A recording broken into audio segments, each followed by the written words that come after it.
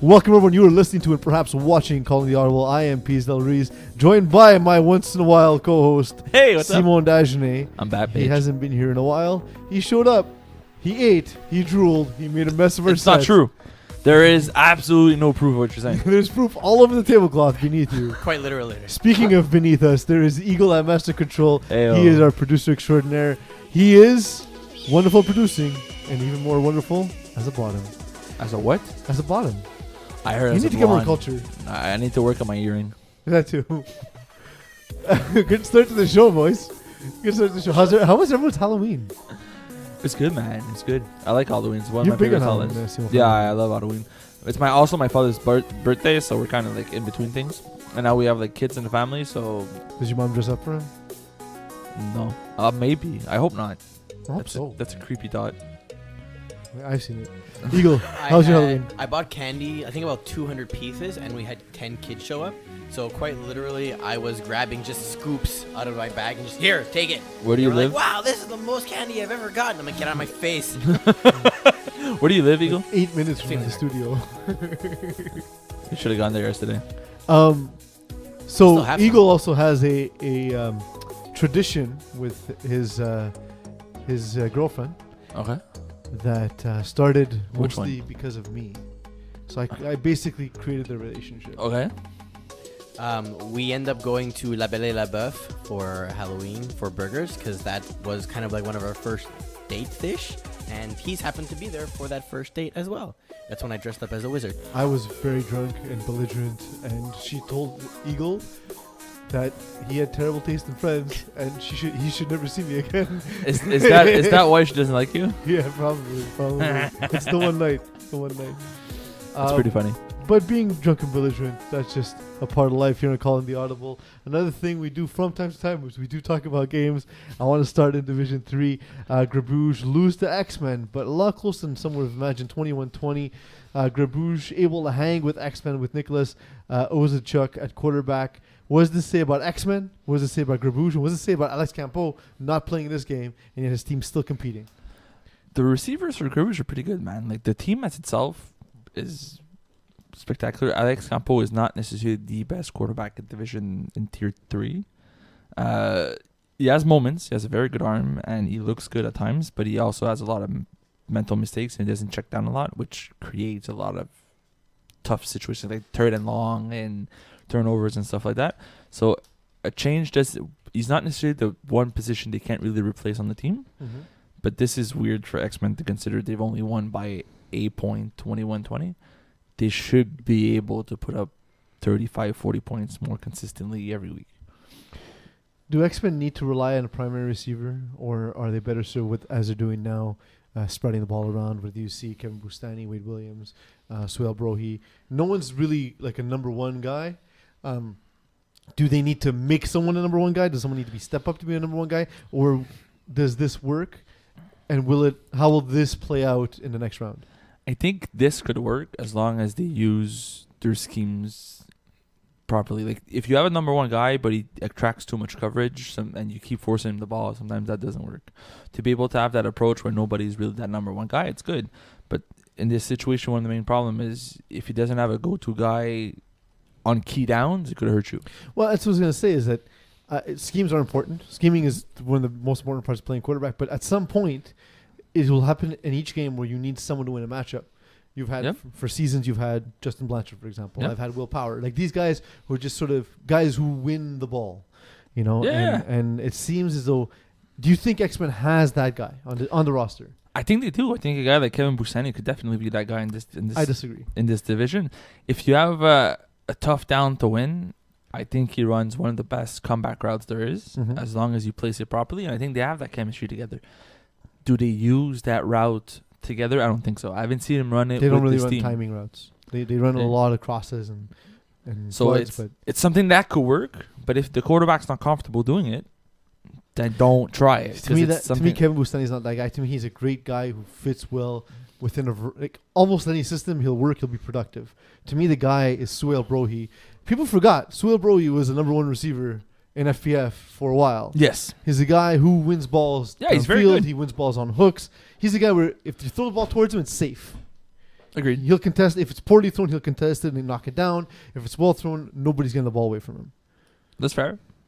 There could be, but I just don't see him winning those like 3rd and 15 sort of plays, right? Like that. It's one of those key downs that you took a sack. Like you had a short gain, you took a sack. You're down 3rd and 15, and your drive depends on this player. Even if you get like 10 yards, you're still looking at 4th and 5, which isn't necessarily the easiest position to be in.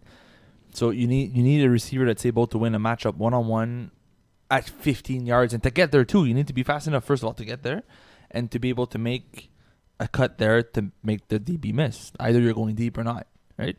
I think that's something Kevin Busani could really do for this offense, but it all depends on how they run their offense as well. What's the best X-Men Halloween costume? What do you mean? Like, what's the best X-Men Halloween To be costume? a Halloween costume? Yeah. Also, like, is it sexist? Should we go X-person? X-people? No. X-peoples? I would say like Charles Xavier if you're like a kid. And not actually in a wheelchair? Yeah. Although if you're in a wheelchair, it's a also pretty really badass costume, right? Yeah. Like, either way, it's pretty badass. I think as a kid, as an adult, I find it's a bit weird. yeah. But as a kid, I think it would be a great costume. I saw on Reddit there was from Logan, the girl. I think her name's Laura, if I'm not mistaken. I saw like a costume of that. That was pretty cool. I liked it. All right. What's your That's go-to? You guys see It's how kind of like not the X-Men universe itself, but it kind of is. our Charles Xavier, Robert Campana, very trusting in Halloween. Our Charles Xavier. He is. He leads us. Hmm? He leads us. Yeah, he leads us. He reads minds. He gets angry at me, just like Charles Xavier. So he left bowls out and announced on Facebook and Instagram. I mean, the that picture. they're not home. The picture was smart, right? The whole concept of the picture, if you guys haven't seen it on Facebook, is that Rob yesterday for Halloween wasn't home, but he loves Halloween. It's in his mindset to give candy out to kids. So he plays bowls out, like you said. Took a picture of the bowls outside, saying, like, sort of a social experiment. I'm not home. Will people steal all the candies at once, or will people just take one and whatever? But then you're putting on the internet that you're not home. See, so this is everyone's like concern with this, but you're also putting a sign on your house saying that you're not home. Oh, So like people are like, "Oh, you do that on social media?" I can't reach to the screen. I'm not that bitch from the ring. I was gonna say I don't have his new address since he moved, so I was like, okay, fine, I can't go grab any and everything because that was originally my plan. But yeah, if you're just trick or treating, you're like, oh, I can just walk in. nobody's here. Like, So like, yeah, a lot of there's these a kids greater have- chance of someone seeing that. Like, I'll break in later. I want to drop my kid up at home. Criminals have kids. a lot of these kids have dads that are, older that could break into your house. Oh, go to the next door. I'll be right back. Yeah. Oh, free laptops. What's up, Halloween? Free FPF tablets. Yeah, what's up, Halloween? Seriously. Best bag to bring home ever. A game in the bag was #NR taking on STL. It's a game last show I think you guys all chose, you and Terry chose STL, Eagle? I chose STL. He chose #NR. Okay, I went with #NR. I don't know what you saw. I thought this would I'm be... also very confused about how STL could have won that matchup. But I that's not one I see them winning at all. No. This is not... Unless the only way STL could win this game is if they go aggressively on 2-point converts and they get a lot of them.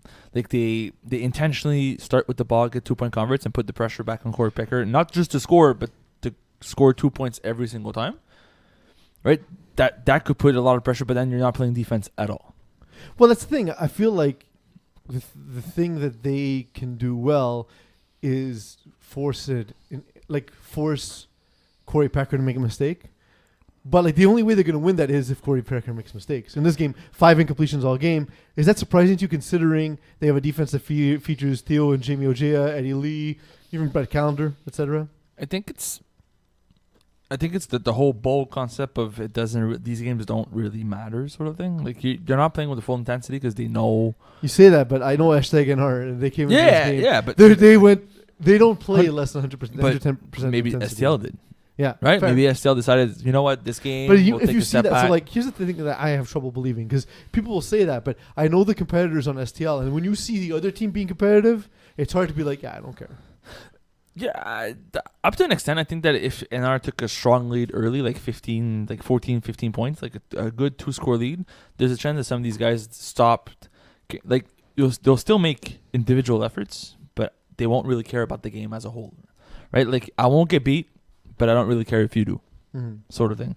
And that's terrible for a team, because sure, you're playing well, but nobody, like, you're not splitting the things between yourselves, and there's going to be mistakes depending on who's covering what zones. And at the end of the day, it's finger pointing. I play well, you didn't. It's your fault. And that's not very good The for Simon nobody. Dagenais approach to analysis. Yes. The Finger pointing or the blaming the other people? yes. So was the greatest sweepstakes of all time the who plays keyboard Lockstars stakes sweepstakes? I mean, I just keep saying steak. I mean, what's worse, playing keyboard Lockstars or Conspiracy? Playing Conspiracy is much worse. So, by losing, STL had the better matchup. It's a strategy. You think that went into it? You think they? Because now STL is playing Conspiracy, right? As the 4th seed. So because they lost, they're playing Conspiracy. Yeah. And because #NR won, they're playing keyboard Lockstars. That's what I'm saying. So now again, I'm there not was sure about the something to play for in records. this game, though. But if that's what this game determined, then you're saying that you're better off playing Conspiracy. No, I'm saying it's the opposite. I'm saying There you go. So STL lost on purpose, well, no, I'm saying and it got them into a tougher situation. So do you not know how sweepstakes work? You have to win the sweepstakes. Yes, So but they won the right to play. How's he not understanding He's thinking this? like NHL draft lottery, where like the poorer you do, the better no, odds you have. but like in my opinion, like Conspiracy is the type of team where it's going to be a race to 50, right? Like that's what it's going to be. It's You're going to score, they're going to score. Whoever's has the ball last wins. Keyboard I'm lock. smiling because I know he doesn't know what we're talking about. No, Go ahead. but keyboard Lockstars is a completely different matchup. Yes. Right? It's a good team that you could beat like a normal team. You won't beat Conspiracy by just playing defense properly. Like Dan's going to score every single time. Now the only thing is Rob Master going to be the quarterback for keyboard Lockstars or not? If he is, that's a tougher matchup. But if he's not, I would rather play keyboard than Conspiracy. That's the thing we've been saying. You're arguing on a thing that no one's saying. But then They won the sweepstakes, but if and by Rod being the higher seed, they play keyboard but if Lockstars Rod in plays- #NR. But if Rod plays, I don't believe he is. I don't want to play keyboard Lockstars at all. Correct. So by winning, That said, Terry brought up a good point last week, and you filling in for you, that if you start shuffling the roster from keyboard Lockstars, they're not as strong because you lose your best red zone receiver in Rod Mashtub. You lose but then you Jadaridi isn't as good at slot as he is at snapper. fair. So you gain a quarterback, but he has less weapons. Yes, but it's such a big gain at quarterback that it overcomes those. Like Rob makes every receiver better, regardless who he's playing with. So by making those receivers better, you're better off with Rod at quarterback at any given time. Now, considering this team, I don't think they're going to do it. You're never going to admit that you misunderstood the question, though, right? Well, no, I never do. 0%. Ever. Like, there's no way I can Like, get not you to even do one that. time. I think I did one time. #NR finished with a 6-2 record and a -1 ±. How does that happen, given this traditionally strong defensive team? Wait, say that again. It's a math problem. Yes, but I If was. two trains leave the station, and Not one train trains is again. #NR and they finish at 6-2, and the other train is still the same train, but a -1 ±. Oh, okay. How many apples do you have? I didn't hear what the record was. That was the only question I 6-2. had. It's weird. It's weird to me that they're not playing defense. Like they're not stopping their opponents that well. Like they played STL and they only won by 7, and they allowed 38. Like #NR has been a defensive team for a very long time. I think having core pickers sort of changes that a little bit. They know their offense is now their strongest part. Okay. You're just agreeing with whatever going. I think We're waiting for you to finish your waiting for you to have sentence, a and you're point. just staring. Like, I know awkwardly. you haven't been in the show in like 6 months, I but know. like you're clearly rusty because you're just talking with no direction. No, I was expecting for you to say the word I was looking for, but now that they have Corey, I think their defense doesn't need to be that dominant anymore. They just need one stop. Corey doesn't make a lot of mistakes. They only need one stop, which they get most of the time. If they get that one stop, then it's just a matter of scoring every drive to maintain their lead. So they don't play with the intent of keeping teams to 14 points anymore because they can rely on their offense now. So you thought that we had the kind of relationship where we finished each other's words? I was going to say Sandwiches. There we go. Eagle and I have the relationship. We don't finish it. We order each sandwiches. Well, then how do we both do get one? There you go. How do we do the what's that called? The movie, the two dogs that love each other. Yes. The spaghetti thing. Marley and me. No. No. It'll come to me. What's wrong with you? Finding Nemo. Lady and the Tramp. How do we do the Lady and the Tramp spaghetti scene? Finding Nemo with the dogs. The two dogs love each other. Finding Nemo. I feel like Eagle missed the point of that movie. The dogs and Finding Nemo. Have you guys watched any of the new Chilling Adventures of Sabrina? I have not, but I kind of want to. Is it good? So I have like an admission to make. When I used to when I was in college and this is how old I am also. When I was in college and getting ready to go out on like a Friday night or whatever, there would always be Sabrina Teenage Witch on, like back to back, like reruns or whatever. Okay. And I would watch them as I was getting ready, and it was a nice, fun, lighthearted show.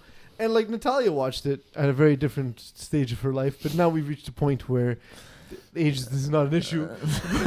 But so like we were super excited to watch it together because it's like light, fluffy, fun, whatever. This is not that. That's exactly. It's not the same. Very dark.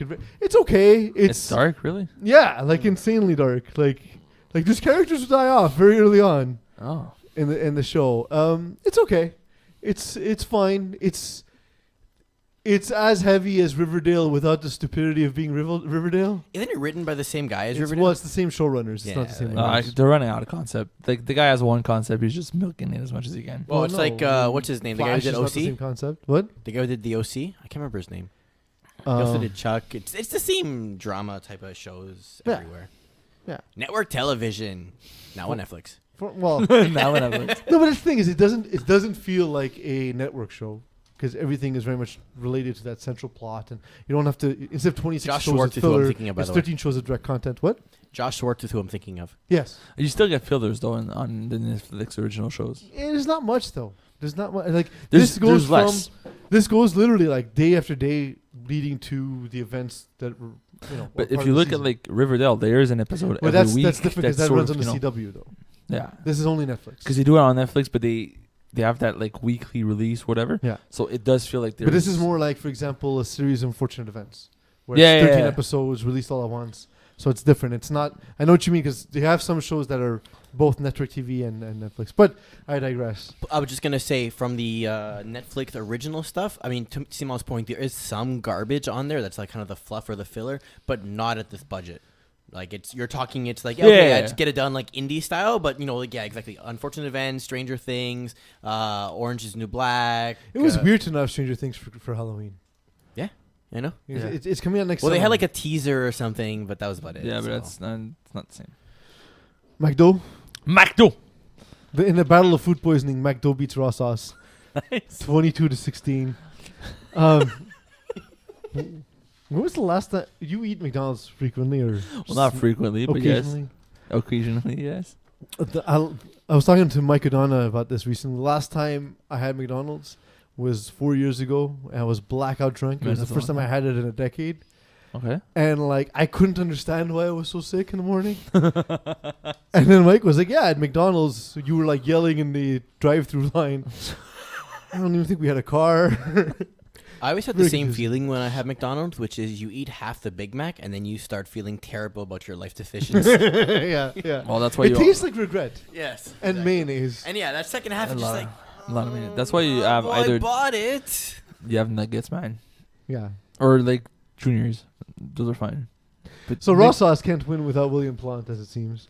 Alexandre to be Larios. fair, Yeah, I know. Which I mean, he's the quarterback, defensive captain, whatever. But Alexandre Larios did he did okay, but it's wasted game and wasted performance. Like rusher Simon Burrell, who gets 3 sacks in this game. yeah, Sam Burrell's a good rusher that doesn't necessarily get the same amount of credit that he should, just because the way like MACDO doesn't score a lot of points and they're playing these greedy games. But it's tough to sub in as a quarterback in lower divisions without a lot of FPF experience. Even when you have a lot of experience, if we put an Eagle as a quarterback for a game, it would be terrible. Yeah, it would be terrible. You can't throw more than 5 yards away, and the rusher would destroy you. The whole playbook is just 5 yards. Yeah, and everyone jumps the first read. Yeah, and you throw a lot of pick That's sixes. exactly why you would lose. No, but seriously, there's. Well, I noticed, like, for example, when I subbed last year after an injury when Will Power missed the game, like, there was just little things that I was used to, like, I took for granted. That like, for example, I was telling Eagle, like, when you forget that you need to read the backside before you throw a post, and then they bait it by waiting on the backside, and literally you're throwing it in their chest. Little thing, and that's the thing. Like, again, like Alexander, you don't know that. You don't know what it looks like when a DB is closing in on your hook. What it's like when the guy's coming across the middle of the field and you throw behind him.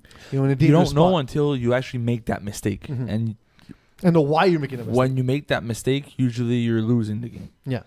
So you say wasted performance. I disagree. I think that it's actually like a very good. Like the rusher played well enough to. They only won by 6 points. Like it's not like MACDO destroyed him 40-0. So I think there's a lot of credit goes to Samuel Burrell for putting a lot of pressure on the new quarterback that was sort of struggling. 4 picks. 4 picks, man. Those could also be based on the rusher. A lot of times a new quarterback will just discard the ball instead of waiting it out. Eagle, or taking double a sack. check this for me. Samuel Burrell is the rusher for Raw Sauce, is he not? Yeah. Interesting. Simone was breaking it down as though he's the rusher from MACDO. So, like, how was Croatia? How much Alzheimer's did you drink? Very good. Too good. I should have stayed there longer. More time. Dom Leffert looked like the best option for MACDO this season. At quarterback, but he only played one game. It's the only game where really the MACDO offense looked the part. But that's a small sample size. Now. Between Philippe Dikinzio and Etienne Cardinal, who's the best option for MACDO in the next round? Can you use both, like, differently? How would you use both differently? So, in lower divisions, usually having either like not a running back because that's terrible, but having a guy that drops back sometimes could catch a defense off guard, even if it's first down. Or I wouldn't necessarily use it on first down, but on key downs, distances. A lot of times the defenses are not ready to have a guy drop back as a second quarterback, for instance, or you could just throw a pass to him and then he could throw it downfield for you. This is something that lower division teams could use to their advantage if you have two guys that are able to throw the ball well. Is if you have one of the two guys take the actual snaps and the other guy drops back every now and then, like 5 times during the game, not very often. If you catch a defense off guard and nobody's rushing him, then he has all day to throw. And then if there's only one rusher, you could just pass between each other until somebody's open. And it could break a play open where you have like a 2nd and 15 and you're able to convert easily. So having two guys that you know are able to play quarterback properly could be used to your advantage. I think it's just a matter of how they decide to go at it and how, like, also who's more comfortable playing receiver, who's more comfortable playing with each other and stuff like that. Okay. So you would suggest, given that they don't have a dominant guy, going with I say the option of having I would two. give both guys a shot differently. Not necessarily keep one guy as a quarterback because I don't believe in using two quarterbacks in the same game. But that doesn't mean the other guy's not able to throw those 20-yard bombs on like a 2nd and 10 sort of thing. Simon was calling an RPO and FPF. Yeah. I was thinking about that recently. What the evolution of the RPO is going to be in FPF. In FPF or in football? In FPF. Well, I mean, I already have a play concept. I want to go through it with you later. I mean, technically, we could do it because you could technically have a running back and you watch where the rusher goes and you hold the ball there, you give it to him. But, I mean, Brook Region has tried it before and it doesn't work well. No. No. But I was thinking, this is a conversation for another day, but rather than run pass option, you go slant drag option and make one defender choose between two. And if you can get rid of the ball quickly, if you have a good snapper and a quick release. Yeah, it's good if you run it. And you're just making a read literally on one guy. Yeah. Like that, because the thing with RPO is you're making a read on one player, right? Yeah. So if you hold the ball and you're seeing, are they breaking so that I can throw the slant over the linebacker's head? Yeah. Or is the linebacker staying home and we have an advantage in the running game? So same kind of thing is I'm looking at that flat defender. The flat defender, is he reacting to the drag or is he releasing to the hole so I can now attack that window? Or is he leaving with the slant, with the drag and I hit the slant behind him? But the problem with that is that neither of us has a quick enough release. Oh, to I'm not make saying that we're the happen. guys. Like, by the time you get the ball from the shotgun position and you're able to throw that ball, you already made that read, move twice, right? Like realistically, by the time you catch the snap and you're ready to release, and you actually release the ball, Who is the quickest release in FPF? Wyatt, Kevin Wyatt has a Okay, let's pretty go like, fast release. but let's not, so because like, yes, because the triple slants is all based around the fact that nobody can cover it because of how quickly the ball gets. Yeah, out of he his gets his hand. ball. But let's not go. Really Let's not go Div 1. Let's go like middle divisions, Low. 4 to 3. That's a good question. Quickest release you've seen. Daniel Goloff has a quick release. He does. When he actually plants and wants to release fast. So on these like sideline hooks and slants, he has a very fast release, and the ball comes in like a bullet. I would say Frank K, Stephen Harpersod on those quick slants that you literally in Yeah, their Stephen. hands now. I was playing against Stephen Harpersod at prime time, and the Alexis Dubois was a scorekeeper, and he said, "Does he ever get the laces?" And I was explaining like there's a technique where you kind of anchor your thumb around the backside of the Yep. ball. You showed me this actually, how Yep. much more important the backside of the ball is to holding it than the If than your you, laces. it's not accurate anymore, but Kevin Wyatt's previous ball they used for like 2011 to like last season, That the white one? add a no, not the white one. Add a space for his thumb on both sides of the ball. You Mhm. could see like a thumb print Mark, yeah. pat right through to like the it's not the letter, but the letter of the ball. Yes, leather, yes. It was pretty good What's on wrong both sides. with you tonight, man? I don't know, man. Words are hard. Like I love you. Also, his hearing and stuff like that. but yeah, Communication is hard. yeah. And Frank is an interesting one too because like he neutralized Isaiah Lard as a rusher just by having his ridiculous. They moved him into coverage because he was so useless. Yeah. Frank K holds the ball at a certain angle that he's ready to release right away. Yeah. It's the way he positions the ball as a quarterback that he's ready If- to. So the Just thing sling it is, and I keep unveiling FPF secrets, but you know where Frank K is throwing because as he gets a snap, he positions his feet. Yes. So if you're a DB on that side, you can read his feet and make a break. Yep. We've won games where I've told my DBs to break on his feet, and Yeah. the problem with that is because he positions his feet that way before, like it's hard for him to get to the next read because he's so ready to get rid of the ball. Yeah. Because he's so good at reading pre-snap, he's so good at reacting, like and throwing it on the break. That what's hard is if you get to the break first and he sees you, he then has to reposition his feet, and that's not his strength. It's But also, yes, all that to say, that's part plays into why it's something that he doesn't do often, so he doesn't need to practice much. And considering all his injuries to like his Achilles, it's not something that he necessarily wants to do. Right? Mhm. Shuffling around is not great for your Achilles. No, not at all. So- Not at all. The worst drug dealers in history have to be the government-run SQDC. It's so bad. It's so Like- bad. I left. Drug was not legal. I came back. Drug was legal. I Mhm. felt like I was in a different country. Well, But it's bad though. So it's already been legal. It's now been legalized to sell. yeah. Okay. Because before it was decriminalized, you could smoke it, you just couldn't buy it anywhere. You just couldn't get it. So like, I always found it to be one of the most interesting laws. Like, oh, you can have it, but You could smoke it, you can smoke it. but You could where did you possess- get it? But it doesn't matter. They can't because it's if you have only. That's the bizarre thing is Yeah. you're not allowed to get it, but if you have it, as long as you don't have a lot. yeah, it's okay. So don't buy wholesale. So what now? Like, Costco. so what now? If you have like Well, what now is like a pound, we need to open a weed farm because they're looking. Oh, yeah. They're looking at buying but you know, from small local suppliers. but you know, like you. But like, so if these people are not supplying to the government, who are they supplying to? This whole thing is confusing to me. yeah, if you Just imagine you open up a farm and the government's like, no thanks. What do you do? Like, yeah. well, I But- mean, we both know what you're gonna do. Well, and like you know something about government bidding, you know that's gonna happen. Oh yeah. Yeah. So what do these guys do now? I mean, Sell to children. Hey kid, yes. you want some candy? Hey kid, you want some? I pot? can't want some government. But yeah, to get those licenses, I heard it's like an 18-month like period to get the license to actually sell to SQDC.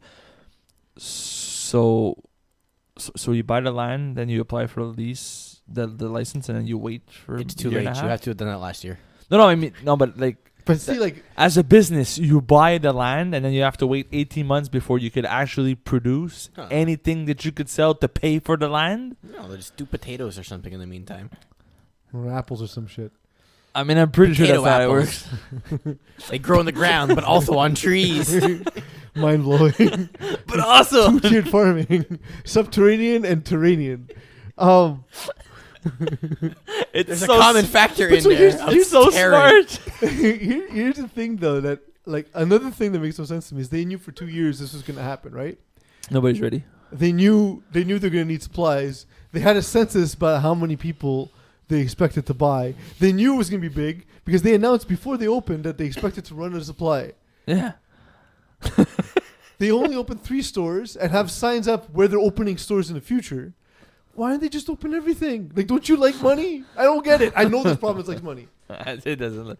It doesn't like money that much. Also, I was talking to someone at the SAQ near my place, the sommelier that was there, and I was saying about how it's interesting how they're not selling out of the SAQ. It's like, oh yeah, but it's a different thing. They have different workers, different union. So yeah, I know. I thought it would have been logical because it already sells controlled substances. It's like I also like a place like us. Like we're too close to the school. I'm like, but you sell alcohol. It's already 18 years or older, What's the difference? and it's not like you don't have the room yeah. or the employees. Like, thought that what's the difference? But I thought that's what it was supposed to be it before. was initially. They changed it. Actually, Peeze, you're gonna love this story. I'm not sure if you've heard about it, but there was a craft beer that found the way to have like flavored of marijuana and everything in their beer. And so part of their old regulations was that they needed to specifically label the ingredients or the flavors and everything. So they were like, okay, well, cannabis flavored, whatever. They had the leaf. And then when this new regulation came out, the regulation says you can't advertise any of it. So now they, by one law, need to specify that they have the cannabis flavor in it, and by another law, they can't specify that there's cannabis in it. So they're like, "What do I do?" But can't you like get it trademarked as the name cannabis beer? No, And no, you're therefore not it's allowed to the trademark it. Really? Yeah, That you is can't even so sell smart. those shirts anymore. Like nothing. Can of beer? So like, if you had a shirt already, so let's say Done. Nope. Gotta get rid of it. I know. Burn it down. We're getting so off topic. We'll get back on topic in a second. I promise. Natalia pointed out. I was talking to my neighbor who's like 70 years old, Okay. and we're talking outside about like stuff with that because I live in a semi-detached house, so we share Mm-hmm. part of the building, Mhm. and so. We're talking, and Natalia starts laughing. And I go back. So, what are you laughing about? She says, "Well, it's just funny because he's retired in 70, and you're getting up there, and like we're gonna have kids at some point, and like I just imagine our kid looking out and seeing him wearing his Bob Marley T-shirt, and you wearing your Biggie Smalls T-shirt.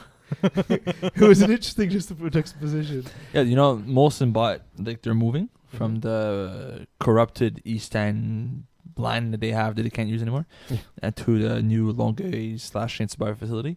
And they announced that they're going to do some marijuana-infused alcohol. But they're there. allowed. Yeah, it's a different. They're not allowed. The They're not allowed microwaves to are do allowed it where they are right now because their license doesn't allow them to. But since they're buying a new place, then they're getting the license to do it there. So essentially, everybody has to renew their license to do that. But I mean, it's not like we didn't know it was coming. Yeah, I know. But to me, like cannabis and alcohol is basically a coma. So it's not an appealing product to me at all. There was this can called Fucked Up for a while. That's pretty much energy drink and alcohol that got everybody, fucked up. So how different is it, really? Yeah, it's known to be remarkably unsafe. Unsafe is how I would describe the Bulldog season. I didn't know where you were going with that. Neither did I when I started the sentence. I just looked down and said, pick a game. Bulldogs go down as the only winless team this fall. Where did we as FPF go wrong with the placing of Bulldogs? I don't know. I'm also very confused about this. Like, I didn't expect any winless team. I also didn't really expect any undefeated teams. The way everything shook up, but you know who went undefeated, right? You know who went undefeated? Junky. I mean, yes, but it wasn't a perfect season. it was. No, For because them. they tied. A tie is not perfection. listen, Except unless listen someone for tie, Jean- and then it looks like perfection. listen for Janky, it's a world above where they were recently. So we'll take it. But I don't know. I think that it sucks to go winless, and I hope I hope nobody goes winless. But they also there were some close games. Right? Like it's not like they were blown out 40-0 every week. So we were wrong. Well, wrong where we placed them, but at the same time, they were competitive in certain games. So I would say that we were half wrong only. So, but where did we go wrong? Not the percentage of wrong. But the way we ranked it is based on what roster you submit, right? Like we didn't rank you guys. It's not like last season. So Division what's 6. what's keep the in mind, flaw guys. in our rating system that allowed them to fit into tier 3 and get slaughtered? But hold on. So they were ranked 34th. Only below them in tier 3 were Supernovas and Unknown Talent. Okay, And Unknown Talent were there. Was literally unknown. They were quite literally unknown. They could have been tier 4 easily. But right? you looked at the roster of Supernovas for the season. You looked at the roster of Bulldogs. You mean to tell me you thought Supernova was a worse team than Bulldogs? I mean, they did finish like 2-3-3. Like it's not great. So here's my question: 3 losses. Is Supernovas more a 5-win team or more a 6-loss team? Like, because a tie could have gone either way, I right? really don't know because every week was a complete surprise. Some weeks, Fergenbaum had great timing with his receivers and put up great points. Other times, it was just a disaster. And I don't know if it's because Benji Ziegler or the rest of his receivers just weren't there that week or exactly what. But yeah, they flew under the radar some weeks because we're like, oh yeah, they had a good week. We should talk about the next week. And then next week, then they were irrelevant. They got blown out. Yeah, and you're like, oh, we're not talking about this game. So I don't know. Get off my show sheet. I feel like the 2-3-3 concept fits them. They're great some weeks, bad others, and they tie a bunch of games. Yeah, I feel like That's on their CV. I feel like they're like a 500 team. That's the way. Like they're a 4-4 team. There were games where they play well. There were games where they didn't. And it's a perfect 500 season. Like the way I picture a 500 season is there's a lot of games that didn't go your way that you play terribly, and there's some games where you looked much better than others, and you finish pretty much in the middle there with like a 4-4 record. Yeah, and keep in mind you're gonna win games you should have lost, and you're gonna lose games you should have won. Right? So this is kind of them. So for Bulldogs, Evan Schwartz was often looked to as the go-to guy on the Bulldogs, but is he more of a complementary piece than a true number one? I think it's because we're so used to him playing with like the White brothers and some other guys that when you used to play with the U, that we're not used to seeing him as a number one guy. I also feel like right now he's the number one guy in a 0-win team. I feel like tier 3 is also deeper than we expected, and they ended up facing tougher competitions. That is very true. So it could be a number one, just maybe not in this division or against these sort of teams. If they would have been in tier 4, the conversation might have been completely different. Yeah, completely agree. I find tier 2 and tier 3 were very competitive. Tier 1, you kind of saw the distinction between the upper and lower teams. 2 and 3 was very tricky to find where that line was, and then 4 was a little bit more obvious. Yeah. 4 and 1 felt like it's tough to really draw a line and say these are. I find it like for 2 and 3, the biggest thing was there's a clear distinction between the best teams and the worst teams in the division.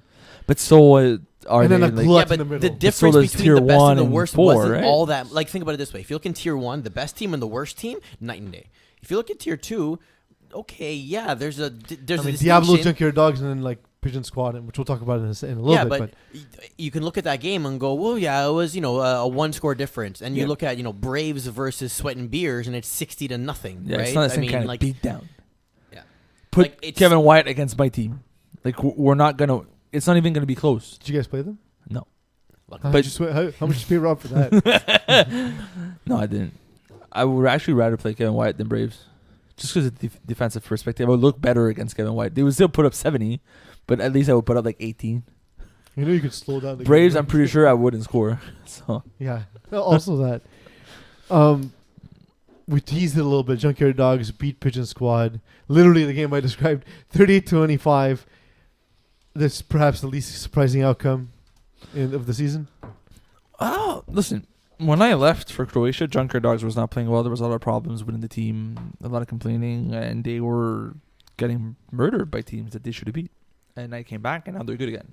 Mm-hmm. What happened? Well, they won. Oh, thanks, Eags. They won games. In this game particularly, I think what happens is Pidgeon Squad doesn't have the defense. Like Jared Buck will find ways to compete. And he's a decent enough quarterback. But Pidgeon Squad don't have the defenders to deal with Junkyard Dogs. And, it's not like they've been great even when, Like even when you left, you're like, oh well, they got better. They just squeaked by Greendale Human Beings who haven't been good.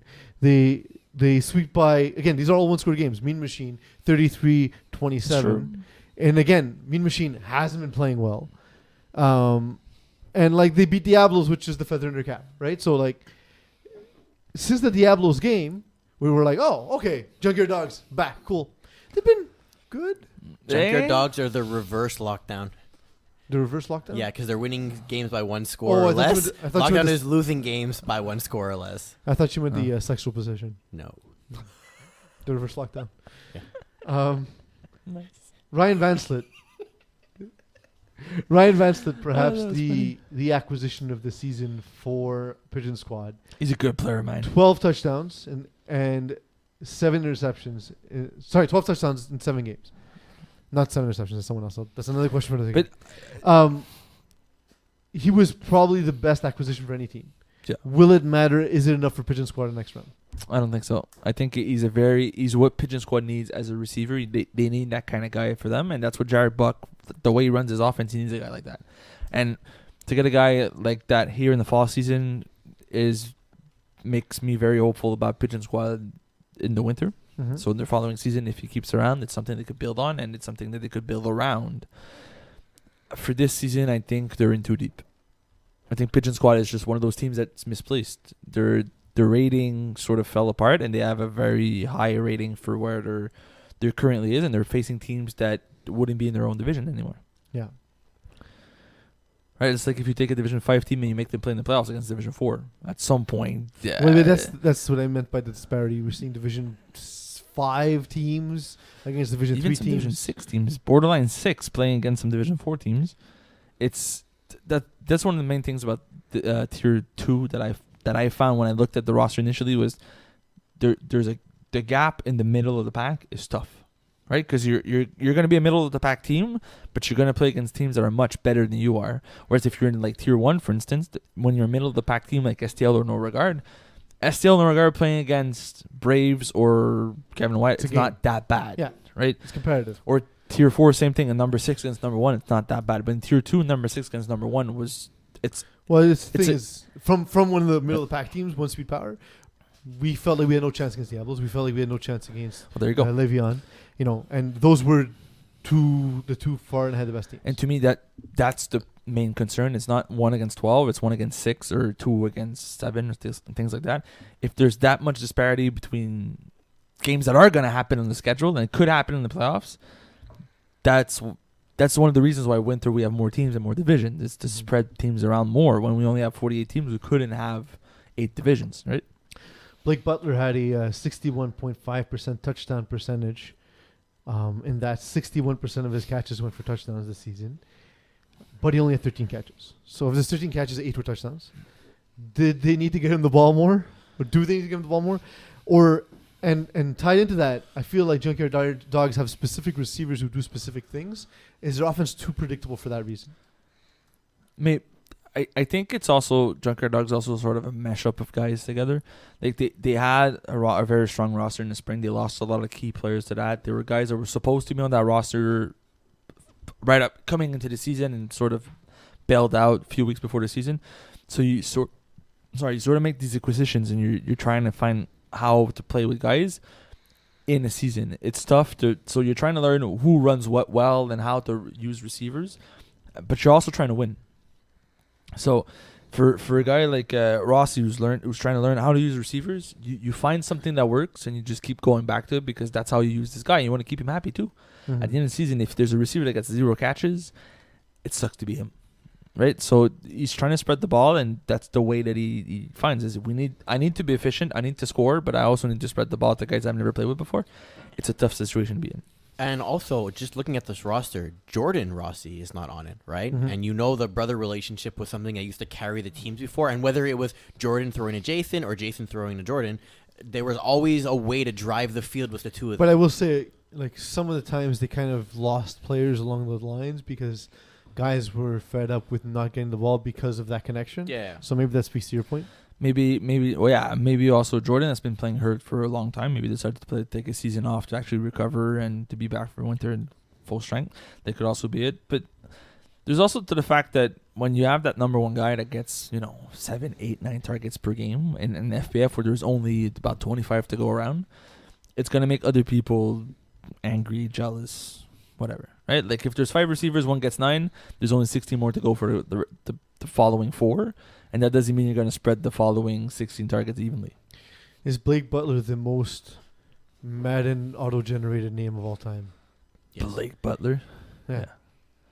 Blake Butler. Like, to me, that 100%. sounds like a 4th round speed rusher from LSU, as per Madden. Blake Or a Butler. receiver on the Cowboys. FreeVinny. Yes. Hashtag it or No, FreeVinny. No hashtag. No, they FreeVinny. lost it. No. Yeah, they did. Terry was giving some bullshit story last week about how it was no bad. But blah, blah, Sean blah, Abraham blah, doesn't pay his debts. Yeah, okay. blah. Yeah, exactly. I'm back, exactly. Sean. Sorry. I know you So missed me. they can't even tank properly. Everything's going wrong for them this season. I honestly, as a guy who's gonna play in the next round for tier 2, I was like, Jesus Christ, our first game is gonna be against FreeVinny, and we're gonna lose instantly to FreeVinny, and we're not gonna have a chance because we're gonna play FreeVinny, But now Diablos gets to play FreeVinny. and they'll lose, which is awesome. Which we'll break down in a second. But Thanks, guys. how do you consider their chances now? Because I think we both would agree they probably would have steamrolled the next bracket down, right?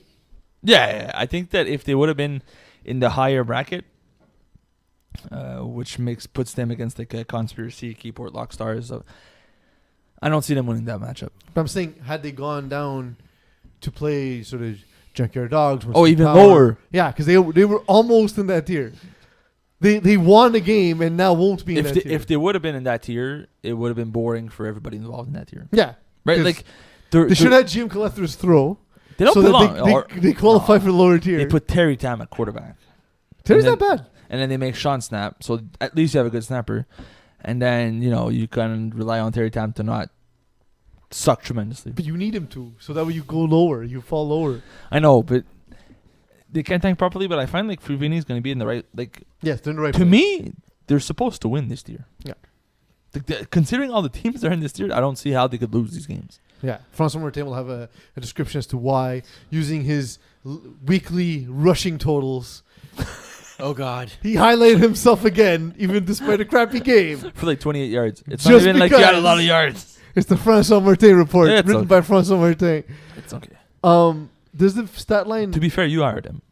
And keep I know, hiring him I every know. season. It's a love-hate relationship where Mostly. I hate him, but I love that he writes for In French? us. In French.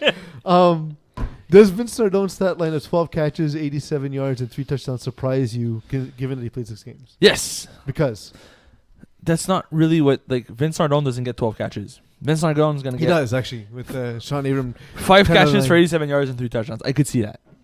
12 catches, I feel like that's a lot. For Really? like, Vince is very good. Mm-hmm. I just don't, I think that Sean spreads the ball more.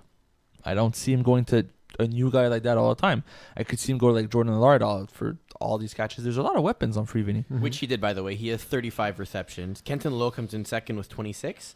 And then Terry Tam with 15. How many did Vince get total? 12. Nardone, 12. Oh, I thought it was one game. No. Man, that changes things. That makes Even everything. Vinny Guilano You only realize has 9 receptions. it could have in been a 7 stat games. line The bulk of this show has been about how terrible you are. I mean, to The be script should fair, have just been, be terrible. And you would have done a good job. I mean, to be fair, 12 catches, 87 yards, and 3 touchdowns could have been a one-game stat line. Could have been.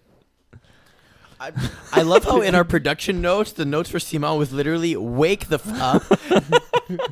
Follow the production notes. No, I never read them because they're always mean to me. You could have been do more. you not see why, I though? wonder why. Do you not see why? I don't. I mean, have you read the notes for you, Peeze? Yeah. There you go. They're exact, though. They're accurate. I This mean, week is Peeze. Don't have too much sex with yourself. Yeah. I mean, I Yes. tried not to. I failed. Will Hey, that makes both of you. Will Rob Robinson Oh my be God. enough for sweat and beers in the next round? okay. So in the next round, they're going to be playing in the lower tier. Which we'll break down in the last 10 minutes of the show. Because of that, I believe he can. He's going to play against teams that his offense is going to succeed really well in, because guys are not used to having so many close routes and Robbie being able to put the ball in the right spot all the time. when he's playing against guys that are faster than his receivers, he struggles a lot. When his receivers are able to win one-on-one matchups when he needs them to, which is like 4 or 5 times during a game alone, that's when his offense is really good. And I think this is going to be the case because he's going to have a few guys that are going to win all the matchups for him. And he's going to have the superior team coming into games now. I don't think he will. I don't think that so. they win clean matchups across the board against any team in the bracket. They win at least one. They win at most one. The teams there. Yeah, but there's weakness. So the teams they're going to face are flawed teams, right? Yes. They're teams with good talent with glaring flaws, right? Or else they would have made the higher yes, tier. 100%. But that's Sweat and Beers. That's exactly what Sweat and Beers are. They Yes. they have some really good high end talent, and then some lacking talent. So that's what I find that Robbie's going to be able to use those higher pieces really well to make his team better without teams really finding out where the weaker guys are. Just to add to this for conversation purposes, so Dirty Dogs and Sweat and Beers are going to be in a tier with currently Junkyard Dogs and One Speed Power, who would be getting buys based off today. That's still changing. Well, SWAT needs to lose in order for One Speed Power to get a buy. That would be awesome. It's still up in the air. Gino, suck the big one. And then Voodoo and SWAT would basically be the other two. So right now, Sweat and Beers would be playing Voodoo in that round. See, I don't like that matchup. I'm not saying that's confirmed yet because there's still the game. I'm saying tonight. if that's the game, I don't like that matchup for them. For Sweat and Beers? Correct. I don't like a matchup for Voodoo. I disagree. I think that Sweat and Beers has good receivers that are going to be. I think there's a greater chance that Voodoo scores 50 points than Sweat and Beer scores 50 points. Yep, agree. I don't think it's gonna come down to 50 points. I think the winner's gonna have like 33. But I don't even think Sweat and Beer scores 30 in that game. Really? Yeah, I disagree. I think that they have key pieces like guys like Rocco Cristiano, is a very good receiver, and people know him as a quarterback in FPF for a very long time. But he's a very good receiver that isn't really used. A great athlete. Yeah. They have now. Well, Akimovic is supposed to leave, so I'm not sure if he's going to be around for the playoffs or not. But they do have guys. But Akimovic has always been a well-rounded player who doesn't take over games. 100%. But he attracts coverage. Because he's guys talented. so a guy like Pat Saint-Amand is going to have to play against him. Because if you leave him against a weaker defender, he's going to put up numbers. Yeah, but who else does Rob Robinson target? Van Dick. Okay. Yeah, very good. So very underrated. So they get first downs. You could take away the snapper. Chris Williams also underrated. So they get player. first downs. You're not scoring touchdowns with these guys. Yes, you are. Well, they have been this season. I mean, yes, but not a lot. Like, you can't consistently. You could shut down the outsides and then force them to work the inside, and it's gonna be difficult. So you think that even though they're in the lowest tier, they're still? I think that's the tier they should have been in to begin with. So they're going to be a one and done regardless who they play. Yes, I think they're the worst team in that tier. They were ranked 12th of tier 1. So if there's one team that was going to drop down, it was going to be them. Yeah. Okay. Junkyard Dogs with 13. So just put that in perspective, right? Are they better than Junkyard Dogs? I don't think they're better than Junkyard Dogs. But if Junkyard Dogs would have been tier 1, it would have been worse. No, I think it's about the same. I think they're the same team, and Junkyard Dogs are slightly better. Anyway, we'll get to that in. These are always fun conversations. Yeah, just why I like we'll the know Fall in a Cup. week. Yeah, but so we'll do some quick fire before we get into breaking down the upcoming games and our quick picks. So rapid fire, some topics we didn't get to touch on, both FPF and non-FPF related. Hugh Jackson can't even fire people properly. He's walking down the hall to fire Todd Haley. Gets fired instead. Dorsey comes along, fires him. Oh, Todd Haley, also get your ass out of here. Everyone, get TF out of here. I think that the whole reason why it happens is because the Brown season was going acceptably well. He's won 2 games in 3 seasons. Yeah. So he's like, so our season is drama free. We need to make something happen right now. Dorsey did fire a guy who's won infinitely more games than he did in the past. So he's been infinitely better than the past 2 years combined. Yeah. But literally, that's what you want from your boys, by right? 0. But at some point, you have to cut your losses. I think How many games are you going to lose until I fire fire you? That point was you? 2 years ago.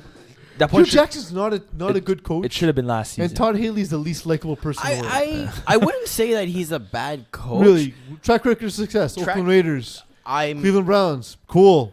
Tell me about how good he is. No, he should have been fired before the season, so to give the Before he new started coach working in the NFL, time. But now he's ruined the season together, and I was like, oh, we're going to bring a new guy in. Hopefully he's going to win a game or 2. Are you trying? Maybe they're trying to tank again to get their first overall. Maybe that's what At they're some doing. point, they need to stop that. I mean, or you could pull the Raiders and just grab all the first round picks. Trick or treating. You guys get a lot of people. No. Yes. I didn't. I got 0. Also, I didn't decorate because I never get anybody. Did you open the light? No. Oh, there you It go. was a more intimate evening. Okay. With yourself. No, yeah, a little bit. We always decorate my parents' house, so a little bit, but not as much as before. It wasn't a great day. It was like rainy and cold. And Broken ankles finished 3 and 5 in tier 3. Does that surprise you? the record, no. The way they finished, yes. MACDO throwing 4 interceptions. What happened to the good MACDO? He's playing higher divisions now. Is it? I think a lot of it has to do with him tearing his ACL and not being as fast. Well, he did win the brand championship in spring. Yes. His first ever championship. I think that. But I would say that it's a better roster than he has here. In the lower division. I think it's a fairly similar roster, but now he's playing against No, tougher he has competition. so much size with Ducks, dude. I know. Throw the ball 10 feet in the air, it's not coverable. It was crazy. But Ducks were also playing against weaker opponents. Yes. So he's just playing at a higher level than what he's comfortable doing. Vincent Benjamin ends with 15 touchdowns and 7 interceptions in 7 games. His ceiling as an FPF player is Division 2? Why not 1? Because One's too easy. No, I think he's a very good player. I think if you put him right now in Division 1 or 2, he's gonna have a tough time to adapt. I see it. I disagree. I think we just fall into the because we don't know a guy.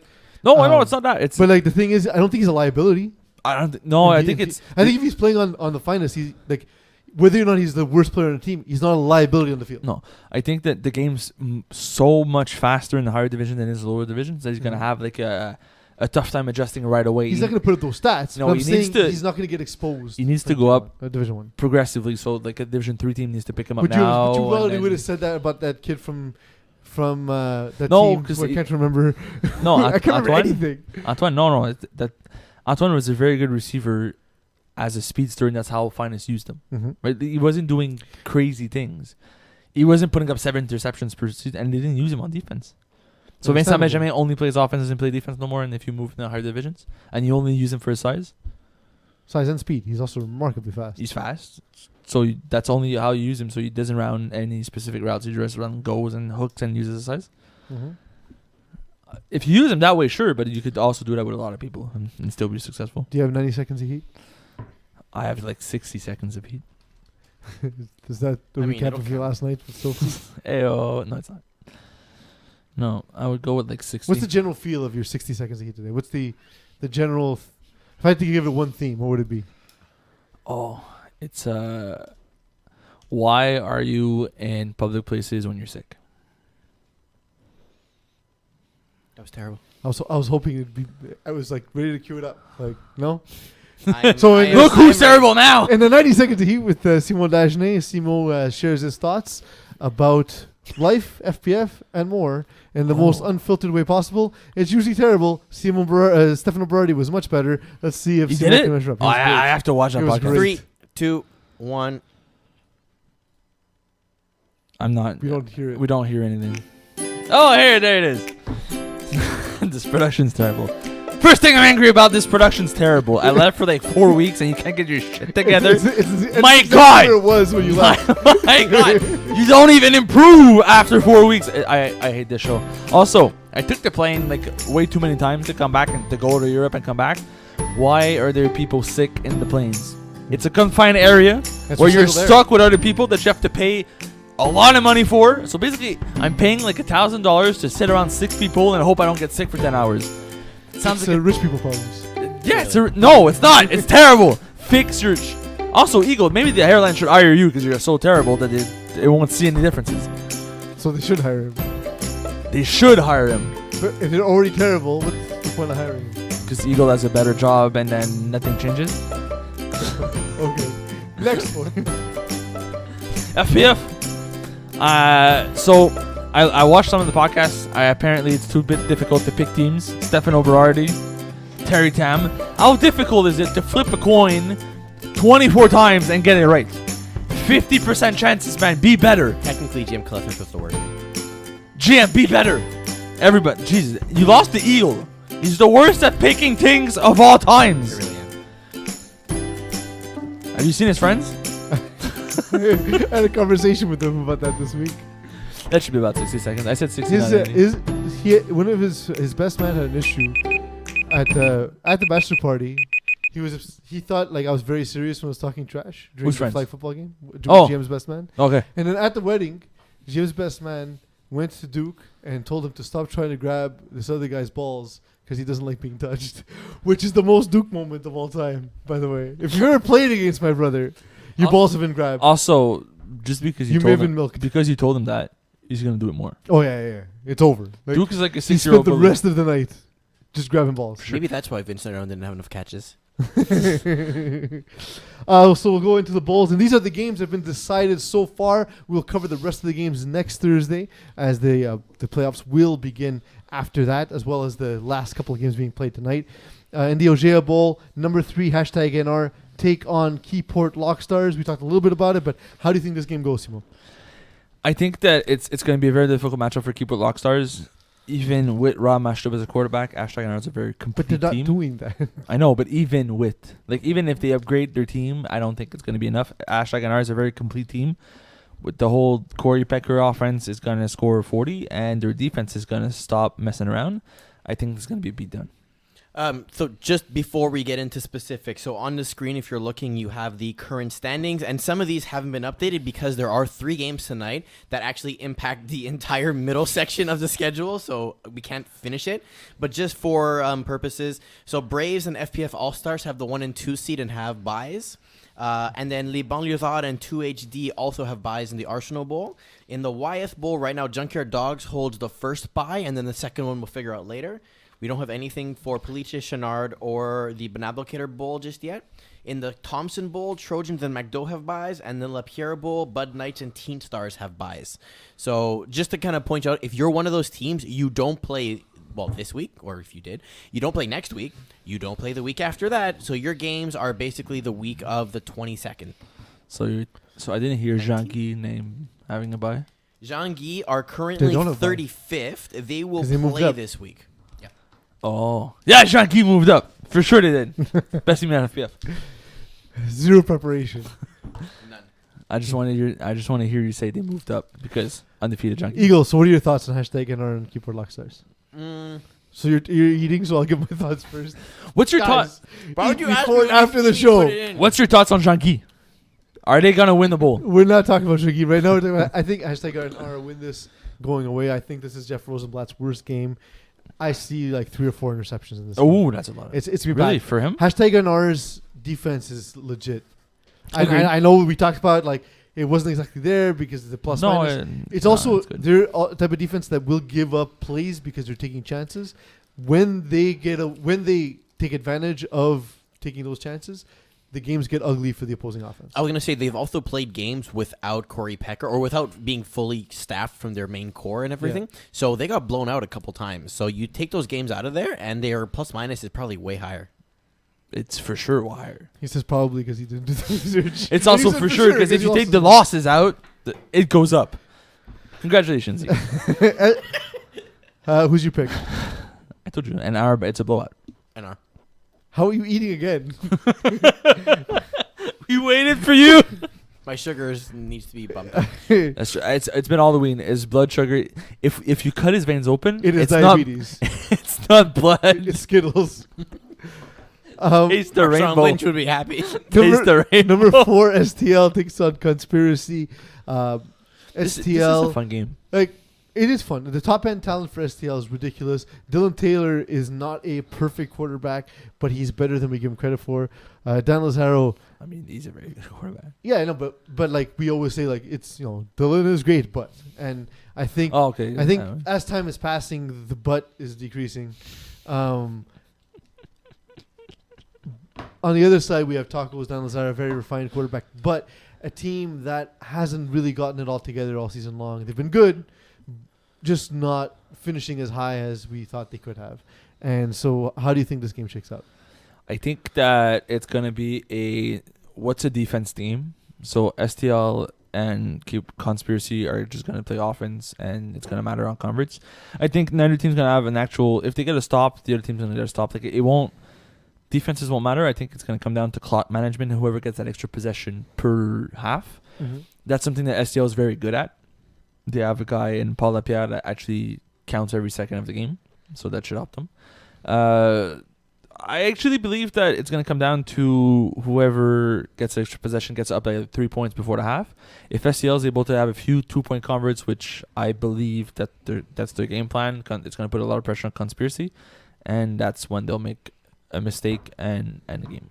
I think between STL and the Conspiracy, both quarterbacks can make mistakes and likely will, but I think the STL defense will bail out Dylan Taylor more than the Conspiracy defense will bail out Dan Lazara. So I see this being, it'll end up being a 2-score game at the end of it.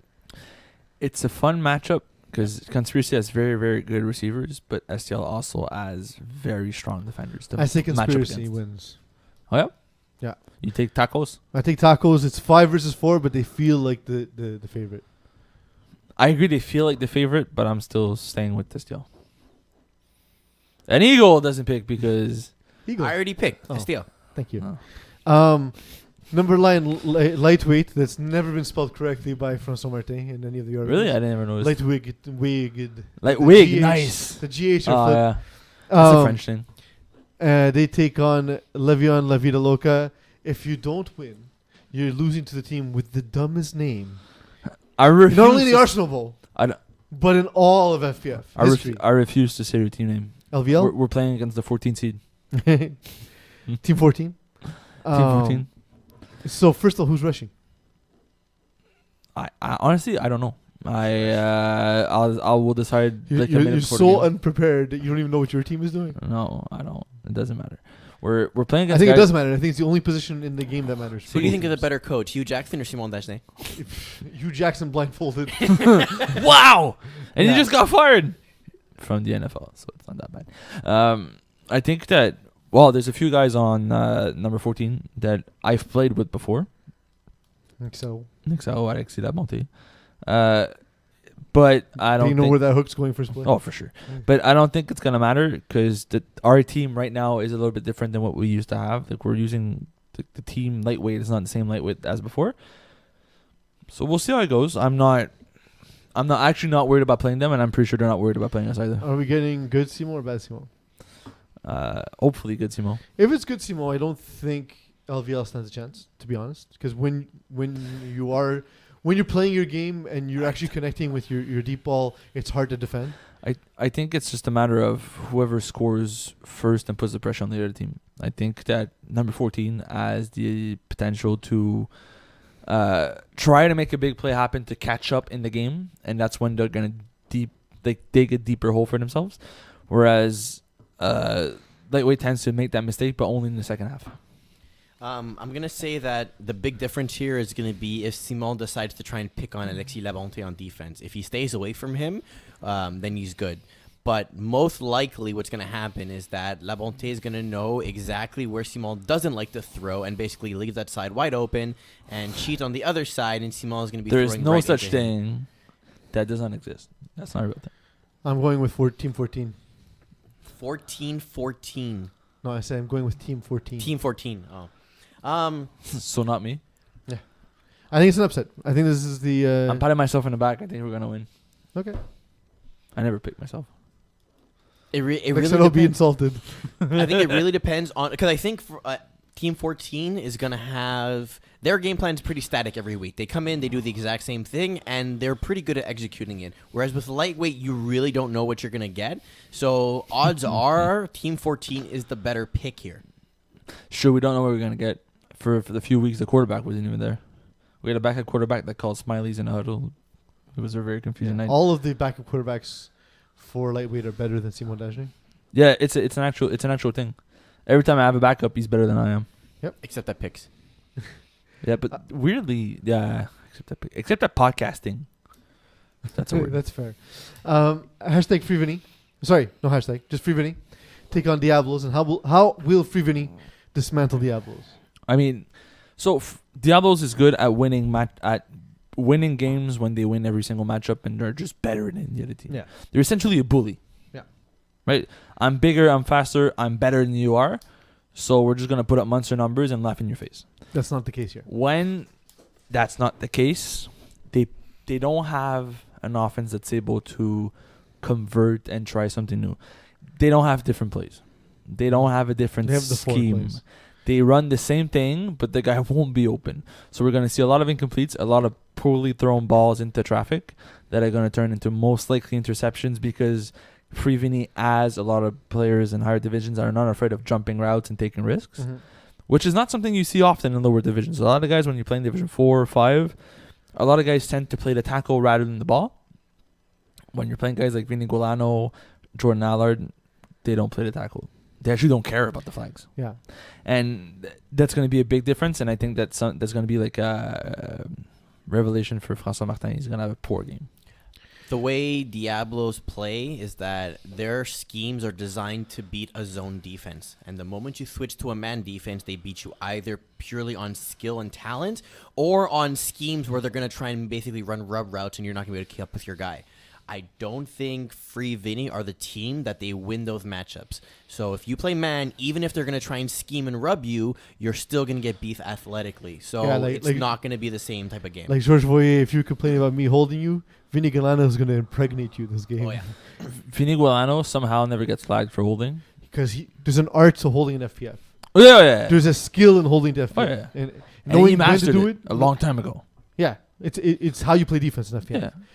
And everybody on that team does it well. Of course. And if you've played higher divisions, it's a skill you learn because it's how you defend. But if you know it coming into this game, and it's frustrating for your receivers more than your quarterback. Like as a quarterback, I don't mind it so much. I see it and I scheme around it.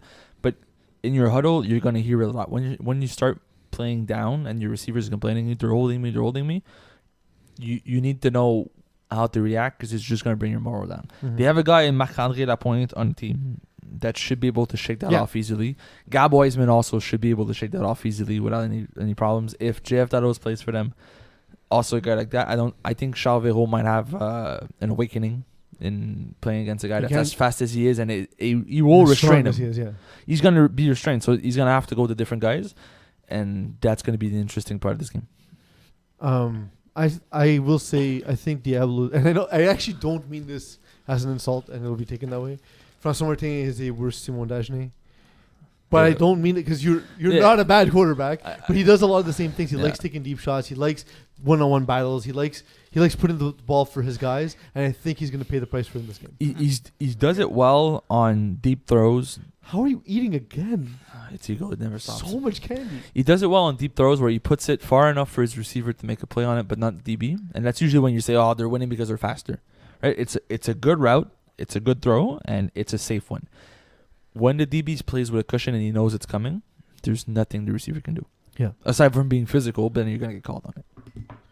In the Lapierre Bowl... Oh, sorry. Who do you pick? I picked FreeVinny. FreeVinny is all around. In the Lapierre Bowl, the Team 45 Fresh Lungs take on Team 48 Amateur de Sac. What do we got? I really wanted Amateur de Sac to get like a win or something, but I don't see it happening. They have a good defense. They're a good rusher, which is basically why they're called Amateur de Sac, although it's a very nice pun. I just think their offense won't be able to keep up in the playoffs whatsoever. Yeah, I think and Fresh Lungs in the red zone like throwing those corner routes, and teams that are just starting to learn how to play lanes. There's a way to play lanes where you could take away some deep reads in the back of the end zone, and guys using timing to pick one route and then jump to another route. They're not experienced enough to know how to handle it. I think Fresh Lungs are going to win this game huge. I have to agree with you. I think this is a learning season for Amateur de Sac. I mean, some of them have played in the past. I mean, a lot of people, this is their first season, already played one game. So I think this is the season where you learn what you're good at and what you're not good at, and you try and figure out how you're going to go ahead and evolve as a team come winter season, which, by the way, registration opens next week. So plan for that. But I don't see this being competitive. No, we don't. Llamas Pajamas. Who do you pick? I picked Fresh Lungs. Oh, that's by a lot. Llamas Pajamas, the 46, take on 47 Trailer Park Boys, and probably the best named game of... I don't care. I'm going with Llamas Pajamas just because of the name. Also, their offense is actually decent. Like it's not problematic the same way that Trailer Park Boys or Ramatadisak is. I think they're gonna skate by. I don't think they're gonna have. There's a potential for Llama Pajamas to run the table in the playoffs if things go their way. I don't necessarily think it's gonna happen, but I also think that this is the sort of matchup that really favors them. So I'm gonna go with Llama's Pajamas in this one, and we'll see for the following week. So, a guy I've liked a lot has been Olivier Godard, quarterback of Llama's Pajamas. The stats don't bear out, by the way. 348 yards passing, 9 touchdowns, 5 interceptions, 9 sacks. In 2 games? No, in 7 games. I know. But they use like a multiple quarterback Yeah. thing. It's dumb. He's the best quarterback. Give him the snaps. They've affected their own growth by not letting him take all the snaps. He needs the reps. He throws the ball hard. He throws it well. He throws it pretty accurately. The biggest issue has been guys not being able to hold on to the ball. But I think that they're just going to continuously apply pressure, and it'll be too much for Trailer Park Boys to manage. Notably, the second game of the season, Trailer Park Boys had a comeback win over Llama's Pajamas 20-13. So, I mean, It might be the exact same scenario. I think it's going to be Llama's Pajamas offense is going to put up 3-4 touchdowns. They're going to go up. so the opposite thing will happen. Because Instead they're going to be in the same hole, but they won't be able to make the comeback. Sheesh. So the same situation, but without the comeback. Look, this is the way I look at it. Trailer Park Boys went 1-5-2, right? 2 Yes. ties. They have 138 points for, which is not a lot. Llama's Pajamas have 159 points for. That includes 60 points of a forfeit. So they really only put up not even 100 points in 7 games. That's not good. So I don't see Llamas scoring more than 2 scores, and I can see Trailer Park Boys putting up 2+ a little bit. So it's going to be similar to the previous matchup, but I can see this being much more of like a 24, 25, 13 instead. Give me Llamas. Really? Yeah. I Give don't me all see that. Give me Llamas. I don't see it. Because football will happen. Yes. Because FPF will happen. Okay. Llama's Pajamas, baby. Final thoughts. So just as a recap, so the other games will be finalized in, I think, 2 hours, 3 hours. So there's 3 games tonight. So those will finalize all the different standings. So tomorrow we'll be able to know exactly where the different matchups are. And using that, we'll finalize the schedule. So we'll be able to know exactly when you're playing, who you're playing against. And next week, we'll figure out what those matchups are for analysis purposes. Final thoughts. I just read the last part of the script, and it took me like 3 readings to figure out what you meant. And then I finally saw it. It's the commercial, right? The pizza TF. Just wait for me to get there. Do your thing. What's your final thought? That's my final thought. Is I just figured it out now. Ruining the show is your final thought. Cool. I mean, final thoughts. It goes with the 77 minutes of the show. You're So- the reason 77 minutes, by the way. So, Stefano, GM, Terry, thank you for filling in the previous weeks. If you'd like, we have a vacancy next week because Simon was fired. Yeah. Hard. Go ahead. This week, am I going for 1, going for 2? I will go for 2 with the help of Eagle. Because Eagle, the playoff schedule is going to be posted. When will it be posted? Likely tomorrow. I don't know exactly when, but we're gonna get the final standings. So I would say by noon. When's the first game? All games are either Monday, November 12th, or Thursday, November 15th. So no need to worry. There's no games this weekend. Nobody's gonna freak out. Nobody's playing It's Sunday time. or Monday. It's a so. full bye week for everyone. So you got time. It doesn't matter if the schedule comes out Saturday instead of Friday. Everybody's got time. Yeah, and as a general rule, if you're in the first 4 bowls, your game is most likely Monday. If you were in the last 4 bowls, your game is most likely Thursday. I think there's an exception for either 4 or 5. I can't remember what. So that's most likely when your games are going to be. Again, we've already posted the schedule, sent it to the captains as the framework one. So we'll have the actual matchups on the website probably tomorrow. Oh, great sound. Professionalism at its finest here. My virus and protection scanner finished. Oh. And it decided to alert me, even though I turned off the sound. How's your Did it viruses? remind you to wear condoms? How's your viruses? They're great. I don't have polio. Get vaccinated. Get vaccinated. Correct. So thank you for that. I love that one part of my going for 2 is I just told Eagle to do it for me. It's basically my FPF career. My second thing is pizza. The hell are we doing? It's round. It's in a square box. We cut into triangles. Any other geometric shapes you'd like to introduce? But then, Hexagons. but That would then, be awesome. can we put a square pizza in a round box? If the brown box is big enough, yes. It's a waste. It's sort of a waste. It's a waste anyway. It's a waste anyways. We need the dinner you saw. You remember that? Or just put a It was 2 square pizzas in a giant rectangular box. Or just put a square pizza in a square box and cut them in squares. Yeah. The Nisaurus, huh? We don't need to use circles and triangles. Correct. What's wrong with Eagle is production happening today? to the show. It just stopped.